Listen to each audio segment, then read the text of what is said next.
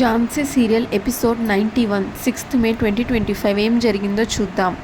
చంద్రమోహన్ మందు తాగుతూ ఉంటాడు. ఈలోగా గౌతమ్ అక్కడికి వచ్చి సోఫాలో కూర్చుంటే, రారా గౌతమ్, నీకోసమే వెయిట్ చేస్తున్నాను అని అంటే, నా కోసం ఎందుకు బాబాయ్, నువ్వు ఒక్కడవే మందు కొడతావు కదా అంటే, వెయిట్ చేస్తున్నాను అంటే మందు కొట్టడం కోసం కాదురా, నువ్వు ఈ టైంకి వస్తావు అని చెప్పి వెయిట్ చేస్తున్నాను అని అన్నాను. నేను ఇక్కడికి వస్తానని నీకెలా తెలుసు బాబాయ్ అని గౌతమ్ అడిగితే, ఈ డ్రింక్ సెటప్ దగ్గరకు వచ్చేది ఇద్దరురా, ఒకటి ప్రేమలో ఫెయిల్ అయిన వాళ్ళు, రెండోది ప్రేమ పరీక్ష రాసేవాళ్ళు. నాకు అర్థం కాలేదు బాబాయ్ అని గౌతమ్ అంటే, చంద్రమోహన్ నవ్వి, ప్రేమ అంటే అంతేరా, అర్థం కాదు, మ్యాథమెటిక్స్ ఫార్ములా లాగా, చూడ్డానికి సింపుల్గానే ఉంటుంది, సింప్లిఫై చేసేటప్పుడే చాలా కష్టంగా ఉంటుంది అంటాడు చంద్రమోహన్. సరే అని గౌతమ్ అలా చూస్తూ ఉంటే, అవును ఇందాక ఝాన్సీ దగ్గరికి వెళ్ళినట్టున్నావు అని అంటే, నువ్వెప్పుడు చూసావు బాబాయ్ అని గౌతమ్ అడిగితే, నువ్వు అలా వెళ్ళగానే నేను అలా చూసాగా అని అంటే, గౌతమ్ ఏం లేదు బాబాయ్, జస్ట్ కంగ్రాచులేషన్స్ చెప్దామని వెళ్ళాను అని అంటాడు గౌతమ్.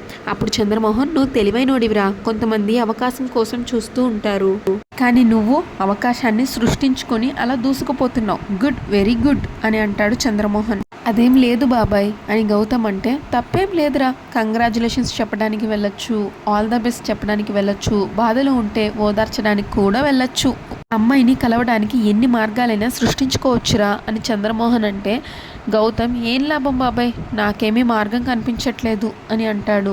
చంద్రమోహన్, ఇందులో అర్థం కాకపోవడానికి ఏముందిరా, నువ్వు అమ్మాయిని లవ్ చేస్తున్నావు అని నాకు అనిపిస్తుంది అంటే, గౌతమ్ ఒక చిన్న స్మైల్ ఇచ్చి అక్కడి నుంచి లేచి నుంచుంటాడు. అప్పుడు చంద్రమోహన్, ఈ నవ్వుకు అర్థం ఏంట్రా, నువ్వు ఇలాగే సైలెంట్గా ఉన్నావనుకో, నీ బెల్టు ఇంకో ఆ చిన్ని రెండు లవ్లో మునిగి తేలిపోతూ ఉంటాయి, నువ్వు తన దగ్గరికి వెళ్ళడమే కాదు, మీ మాటలు కూడా నా చెవును పడ్డాయి తెలుసా, ఇంకా ఏంట్రా నువ్వు హార్ట్లో లవ్ రిథమ్ స్టార్ట్ అయిందో లేదో వెంటనే ఎక్స్ప్రెస్ చేసేయాలరా, ఆ లవ్ని ఇద్దరు ఫీల్ అవ్వాలి, ఆ ఫీల్లో లైఫ్ మహా అద్భుతంగా ఉంటుందిరా. గౌతమ్, నాకెందుకో భయం వేస్తుంది బాబాయ్ అంటే, దేనికిరా భయం అంటాడు చంద్రమోహన్. అన్నయ్య చేసిన తప్పు నేను చేయకూడదు అని అనుకున్నాను, కానీ నాకు తెలియకుండానే అదే తప్పు నేను చేస్తున్నానేమో అని గౌతమ్ అంటాడు. అప్పుడు చంద్రమోహన్, అరే మీ అన్నయ్య చేసింది తప్పు కాదురా, మీ అన్నయ్య చేసింది ముమ్మాటికి తప్పు కాదు, అది తప్పు అని మన ఇంట్లో వాళ్ళు మాత్రమే చెప్తున్నారు, అది తప్పు కాదు కరెక్ట్ అని ప్రూవ్ చేయడానికి నువ్వు ఈ లవ్ చెయ్యాలిరా. అప్పుడు గౌతమ్, కానీ ఎలా ప్రొసీడ్ అవ్వాలో తెలియట్లేదు బాబాయ్ అంటే, ఏంట్రా పోలీస్ ట్రైనింగ్ తీసుకున్నట్టు దీనికి కూడా ట్రైనింగ్ తీసుకోవాలా ఏంటి, ఏదో ఒక హ్యాపీ మూమెంట్ చూసి ప్రపోజ్ చేసేయాలి, ఓకేనా అంటాడు చంద్రమోహన్. అంటాడు గౌతమ్. ఇంకా ఝాన్సీ వెన్నెల్లో నుంచొని ఆలోచిస్తూ ఉంటుంది. రాకేష్ తన చివరి మాటలు ఝాన్సీతో చెప్పినవి, పిల్లల్ని ఎలాగైనా నా కుటుంబానికి దగ్గర చేయి ఝాన్సీ అని మాట తీసుకొని చనిపోయిన సంగతి గుర్తు చేసుకొని బాధపడుతుంది. ఝాన్సీ ఏడుస్తూ ఇలా అంటుంది, అక్క బావ పిల్లల్ని ఇంట్లోకి తీసుకొచ్చాను కానీ వాళ్ళ మనసుల్లోకి తీసుకెళ్ళలేకపోతున్నాను, ప్రతిరోజు మమ్మల్ని ఇంట్లో నుంచి బయటికి పంపించాలి అని కుట్ర జరుగుతుంది, పిల్లలు భయపడుతున్నారు, కానీ నేను మాత్రం వెనుకడుగు వేయను, అక్క బావ మీ కోరిక నెరవేరుస్తాను, పిల్లల్ని వాళ్ళు ప్రేమగా దగ్గరికి తీసుకునేలాగా చేస్తాను, మీకు ఇచ్చిన మాటనే నిలబెట్టుకుంటాను అంటూ ఏడుస్తుంది ఝాన్సీ. అలా తను పైన ఏడుస్తుంటే కింద లాన్లో తనకి ఆ హెల్మెట్ పెట్టుకున్న మనిషి కనిపిస్తాడు. తను ఆలోచిస్తూ ఉంటాడు, అక్కడ హెల్మెట్ పెట్టుకొని చేతికి గ్లౌజులు వేసుకొని ఉంటాడు. ఇతను ఇక్కడేం చేస్తున్నాడు అనుకుంటుంది తను ఝాన్సీ. అప్పుడు మృణాల్ని వచ్చి అతనితో మాట్లాడుతూ ఉంటుంది, అది చూస్తుంది ఝాన్సీ. మృణాల్ని అతన్ని ఏదో తిడుతూ ఉంటుంది, అది చూసిన ఝాన్సీ, అసలు మృణాల్ని గారికి ఈ ముసుగు మనిషికి సంబంధం ఏంటి, ఈ టైంలో వీళ్ళిద్దరూ ఇక్కడ ఏం మాట్లాడుకుంటున్నారు అని అనుకుంటుంది తన మనసులో. వెంటనే కిందకెళ్ళి వీళ్ళ పని పట్టాలి అని అనుకుంటుంది ఝాన్సీ. ఝాన్సీ అలా వెళ్ళంగానే అది చూసిన అతను వెంటనే పరిగెత్తుకొని వెళ్ళిపోతాడు. మృణాల్ని ఏయ్ ఆగు అని అరుస్తుంది. ఝాన్సీ అక్కడికి పరిగెత్తుకొని వచ్చి, ఏడి ఆ ముసుగు మనిషి ఏడి అంటే, మృణాల్ని ఏం మాట్లాడుతున్నావు అని అడుగుతుంది ఝాన్సీని. మీరు ఆ ముసుగు మనిషితో మాట్లాడడం నేను చూశాను అని అంటే, ఆర్ యూ మ్యాడ్, వాడెవడో నాకు తెలీదు, నేను వాడితో మాట్లాడడం ఏంటి అని అంటుంది మృణాలిని. లేదు మేడం, మీరు మాట్లాడడం నేను చూశాను అని ఝాన్సీ అంటే, డోంట్ బీ ఫూలిష్, కలేమన్నా కన్నావా లేక భ్రమ పడుతున్నావా, పిచ్చి పిచ్చిగా మాట్లాడకు అని అక్కడి నుంచి వెళ్ళిపోతుంది మృణాలిని. అప్పుడు Jhansi, something is fishy, Mrinalini గారికి తెలుసు ఈ ముసుగు మనిషి అని అనుకొని అక్కడి నుంచి వెళ్ళిపోతుంది. ఇంకా ప్రియాంక గౌతమ్ ఫోటో గీసుకొని దాన్ని చూసుకొని ఓ మురిసిపోతూ, దేవుడా థ్యాంక్ యూ, ఒక క్యూట్ స్వీట్ కుర్రాడిని నా కోసం ఇచ్చావు అంటూ ఆ ఫోటోని ముద్దు పెట్టుకొని సిగ్గుపడిపోయి పాటలు పాడుకుంటూ డ్యాన్స్ వేసుకుంటూ ఉంటుంది. అప్పుడే రూమ్లోకి వచ్చిన వాళ్ళమ్మ చూస్తుంది, ఏంటి పిచ్చిదాన్ని ఎలా డాన్స్ వేసుకుంటుంది అని అనుకొని ఆ ఫోటోలో ఏముందా అని చూడడానికి వస్తే అది చూసిన ప్రియాంక వెంటనే, మమ్మీ నువ్వు ఇక్కడికి రాకూడదు, ఆ ఫోటోని చూడకూడదు అంటే, ఏంటి ఏముంది అక్కడ అని అడుగుతుంది వాళ్ళ మమ్మీ. అది మీ అల్లుడి స్కెచ్ అని ప్రియాంక అంటే, ఓ అవునా, ఫోన్లో ఫోటో దగ్గర నుంచి స్కెచ్ తీసేదాకా వచ్చావా, నీలో చిత్రకారిని మేల్కొల్పావన్నమాట అని వాళ్ళమ్మ అంటే, అంతే కదా మమ్మీ, మనసులో ఉన్న భావాలన్నీ బయటికి రావాలి అంటే ప్రేమ ఉండాలి కదా, ఫోన్లే స్కెచ్చే కదా నేను చూస్తాను అని అంటే వాళ్ళ మమ్మీ, ఒబ్బొబ్బో చూడ్డానికి కుదరదు అని అంటుంది ప్రియాంక. అమ్మ నేను ఒక పొడుపు కథ అడుగుతాను చెప్తావా అంటే, ఏంటి అది అని అంటే అప్పుడు ప్రియాంక, కిటకిట తలుపులు కిటారి తలుపులు ఎప్పుడు తెరిచినా చప్పుడు కావు అని అంటే, ఇంకేముందే కనురెప్పలు అని అంటే, ఆ కళ్ళే మూసుకో అంటే, ఎప్పటి వరకే నేను తెరుస్తాను అని అంటే, తెరవకు, నువ్వు ఒకవేళ కళ్ళు తెరిస్తే నువ్వు మొన్న మోచుపడి కొనుక్కొని డైమండ్ నెక్లెస్ మీద ఒట్టు అంటే, ఏంటి ఎలా ఫిట్టింగ్ పెట్టావు అని అంటుంది వాళ్ళమ్మ. నేనంతే, నా గురించి నీకు తెలుసు కదా, మమ్మీలకు మమ్మీని డాడీలకు డాడీని అని గబగబా ఫోటో తీసి ఆ ఫోటోని ఒక గిఫ్ట్ వ్రాప్లో వ్రాప్ చేసేసి తాడు కట్టేసి పక్కకి పెట్టేస్తుంది ప్రియాంక. అబ్బాయి ఎంతసేపే, నేనేమి ఆ ఫోటోని చూడనులే, కళ్ళు తెరవనా అంటే, వద్దొద్దు, మీ అల్లుడు ఫోటోని అంత త్వరగా చూసేస్తే మీ అల్లుడు చీప్ అయిపోడు, మీ అల్లుడు ఫోటో చూడాలన్నా, తన కట్అవుట్ చూడాలన్నా, మలయాళం సినిమాలో ఒక సస్పెన్స్, తమిళ సినిమాలో ఒక థ్రిల్, కన్నడ సినిమాలో ఒక బిల్డప్, తెలుగు సినిమాలో ఒక ఎలివేషన్ లాగా అంత ఇది ఉండాలి అని అంటే వాళ్ళమ్మ, సరే ఇంతకీ ఏం ప్లాన్ చేస్తున్నావు అని అడుగుతుంది. సర్ప్రైజ్ మమ్మీ అని అంటే, కళ్ళు మూసి ఏం సర్ప్రైజే అని కళ్ళు తెరిచేస్తుంది వాళ్ళ మమ్మీ. సర్ప్రైజ్ నీకు కాదు తనకి అని అంటుంది ప్రియాంక. తన స్కెచ్ ఏదో ఒక రోజు తనకి ఇవ్వడానికి గిఫ్ట్ ప్యాక్ చేశాను అని చెప్తుంది ప్రియాంక. ఇప్పుడు వాళ్ళ మమ్మీ, తన స్కెచ్ తను గుర్తుపడతాడా నిజంగానే అని అడిగితే, మమ్మీ ఈ ఓవర్ యాక్షనే వద్దు అంటుంది ప్రియాంక.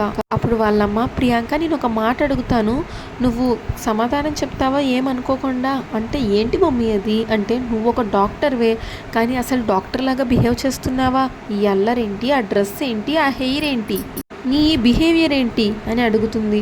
అప్పుడు ప్రియాంక, మమ్మీ డాక్టర్ అయితే మెడలో సెతస్కోప్ వేసుకొని ఇలా బిగుసుకుపోయి ఉండాలా, ఇలా ఉండకూడదా, అయినా నేను డాక్టర్ కంటే ముందు ఆడపిల్లని, నేను ఇలానే ఉంటాను అని చెప్పి మళ్ళీ పాటలు పాడుకుంటూ డ్యాన్స్ వేసుకుంటుంది.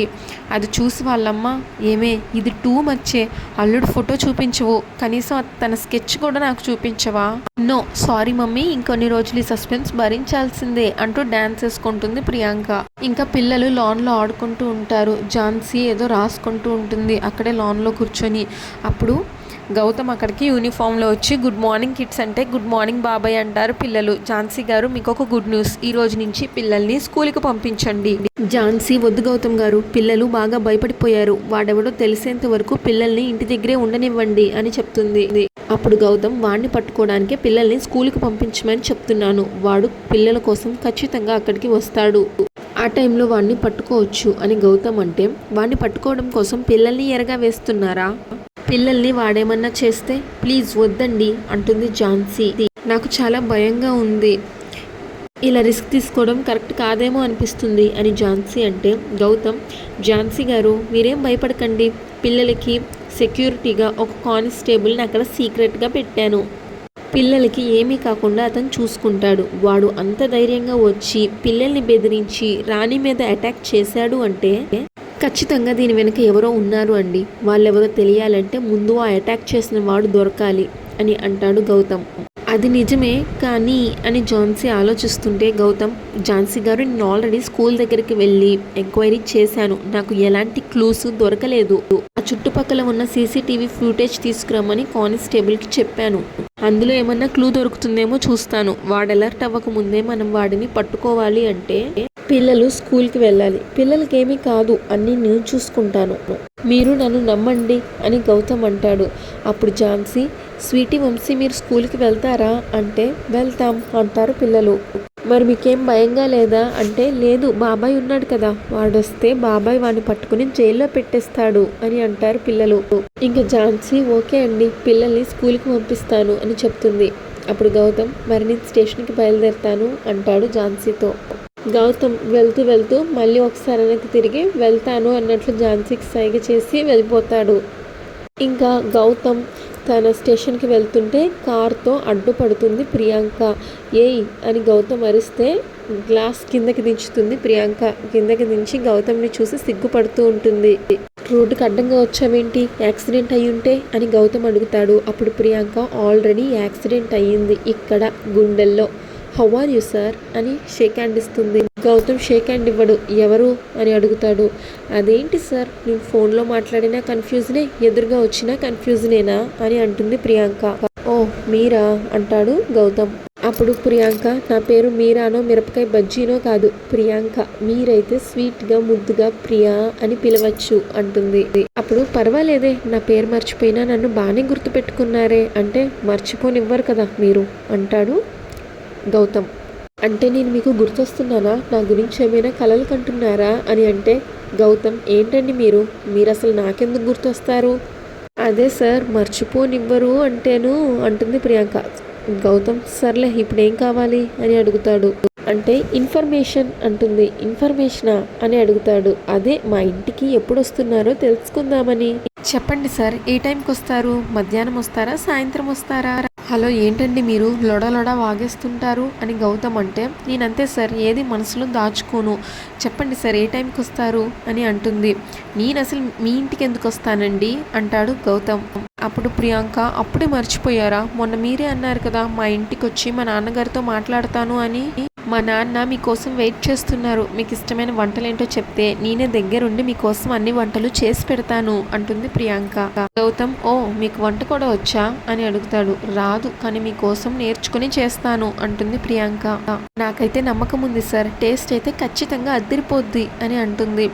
మీరు నా కోసం అంత స్ట్రెయిన్ తీసుకోకండి అంటే ప్రియాంక, నేనేమి స్ట్రెయిన్ ఫీల్ అవ్వట్లేదు, ఇష్టంగానే చేస్తాను అంటుంది. దానికి గౌతమ్, మీరు ఇష్టంగా చేసినా కష్టంగా చేసినా ఏమీ ఉపయోగం ఉండదు, ఎందుకంటే నేను రాను అంటాడు. అయితే ప్రియాంక, మీరు నాకు ఇష్టమైన వంటలన్నీ రెడీ చేసి పెట్టండి, మేమే మీ ఇంటికి వస్తాము, అడ్రస్ షేర్ చేయండి సార్ అంటుంది. అవునా, ఇప్పుడే నాతో పోలీస్ స్టేషన్కి రండి, ప్రాక్టికల్ జోక్స్ వేస్తున్నారని మీ మీద కేసు పెట్టి సెల్లో వేస్తాను అంటాడు గౌతమ్. గౌతమ్ బైక్ స్టార్ట్ చేస్తే, మాట్లాడుతుంటే అలా వెళ్ళిపోతారేంటి సార్ అంటే మాట్లాడటానికి ఏమీ లేదు కాబట్టి అంటాడు గౌతమ్. ఎందుకు లేదు, మన మాతృభాషలో లెక్కలేనన్ని పదాలున్నాయి, మాట కలిసిపోయి తెలియకుండానే బోల్డ్ అన్ని మాట్లాడుకోవచ్చు. అంత టైం నాకు లేదు, ఓకేనా? ఇది నువ్వు వార్నింగ్ అనుకో, ఇంకేమన్నా అనుకో, ఇంకొకసారి నన్ను డిస్టర్బ్ చేస్తే బాగోదు అంటాడు గౌతమ్. అప్పుడు ప్రియాంక, అంటే మీరు డిస్టర్బ్ అవుతున్నారా, మీ ఫోకస్ డ్యూటీ మీద నుంచి నా మీదకి షిఫ్ట్ అవుతుందా? హే స్టాప్ ఇట్ అంటాడు గౌతమ్. సారీ సార్, సారీ, ఒక్క సెల్ఫీ తీసుకుంటాను అని ఫోటో తీసుకుంటుంటే గౌతమ్ ఏ వద్దు అన్నట్లు పక్కకి తోస్తాడు. ఒక్క సెల్ఫీ ఇవ్వండి సార్, ఇంక మిమ్మల్ని అసలు డిస్టర్బే చెయ్యను అని అంటుంది. నిజంగా అంటే నిజమే సార్, ఒక ఆడపిల్లని మీరే నమ్మకపోతే ఇంకెవరు నమ్ముతారు, ఒక్క సెల్ఫీ అంటూ ఫోటో తీసుకుంటుంది. ఇంకా తను సీరియస్గా ఉంటే, సార్ ఇలా సీరియస్గా సింహంలాగా ఉండకండి సార్, ఒక స్మైల్ ఇవ్వండి సార్ అని ఒక చిన్న స్మైల్ ఇస్తే అప్పుడు ఫోటో తీసుకుంటే అక్కడి నుంచి వెళ్ళిపోతాడు గౌతమ్. ఇంకా కమల వాళ్ళ ఆయనకి మా అమ్మగారికి కాఫీ ఇస్తుంది. పద్మ అక్కడికి వచ్చి, మావయ్య గారు మృణాలిని పేరు మీద కోర్టు నోటీస్ అంట పోస్ట్ మ్యాన్ ఇచ్చి వెళ్ళాడు అని చెప్తుంది. చూసిన సోమేష్ కోపంతో మృణాలిని అని అరుస్తాడు. ఏంటి డాడ్ ఏమైంది అంటుంది మృణాలిని. నోటీస్, మళ్ళీ ఇంటికి కోర్టు నుంచి నోటీస్ వచ్చింది. ఒకప్పుడు సోమేశ్వరరావు ఇంటికి పోలీసులు సెక్యూరిటీ కింద వచ్చేవాళ్ళు, కానీ ఇప్పుడు కేసులు పెట్టడానికి వస్తున్నారు. ఒకప్పుడు ఈ సోమేశ్వరరావుని టచ్ చేయాలంటే భయపడేవాళ్ళు, పెద్ద పెద్ద బిగ్ షాట్స్కి విఐపీలు కూడా ఈ సోమేశ్వరరావు అపాయింట్మెంట్ దొరికేది కాదు. అలాంటిది హాస్టల్లో పిల్లలకి వరుస పెట్టి మనీ ఆర్డర్లు వచ్చినట్టు వరుస పెట్టి కోర్టు నోటీసులు మన ఇంటికి వస్తూనే ఉన్నాయి. ఏంట్రా ఇదంతా అని సోమేష్ అడుగుతాడు. అప్పుడు ధనుంజయ్, ఒకసారి ఇటు ఇవ్వండి నాన్న, మేటర్ ఏంటో చదువుతాను అని అంటాడు ధనుంజయ్. సోమేష్, మేటర్ ఇంపార్టెంట్ కాదు, ఈ సోమేశ్వరరావు ఉన్న ఇంటికి కోర్టు నోటీసులు రావడమే పెద్ద ప్రెస్టేజ్ ఇష్యూ, చూడు ఏం చూస్తావో చూడు అని ధనుంజయ్కి ఇస్తే అది ఓపెన్ చేసి చదువుతాడు ధనుంజయ్. అంతటితో ఎపిసోడ్ పూర్తవుతుంది. ఇంకా నెక్స్ట్ ఎపిసోడ్ ప్రోమోలో ధనుంజయ్ అందులో ఏముంది అనేది చెప్తాడు. రాకేష్ పిల్లలు స్వీటీ వంశీల మీద మృణాలిని అటాక్ చేయించింది అని ఝాన్సీ కేసు పెట్టింది నాన్న, మృణాలిని కోర్టుకి హాజరు కావాలి అని చెప్పారు అని ధనుంజయ్ చెప్తే సోమేష్ మృణాలిని మీద అరుస్తాడు. ఏంటి మృణాలిని, ఏం జరుగుతుంది ఈ ఇంట్లో, చెప్పు, సమాధానం చెప్పు అని అడుగుతాడు గట్టిగా. మృణాలిని, ఝాన్సీ ఏదో అర్థం పర్థం లేని కోర్టు నోటీస్ పెడితే మీరు ఇలా నా మీద సీరియస్ అవుతున్నారేంటి అని అడుగుతుంది. మాట్లాడకు అని గట్టిగా అరుస్తాడు Somesh. Jhansi serial regular episode కోసం మా ఛానల్ని సబ్స్క్రైబ్ చేసుకోండి. ఈ ఎపిసోడ్ పైన మీ అభిప్రాయాన్ని తప్పకుండా కామెంట్ చేయండి. Thanks for watching.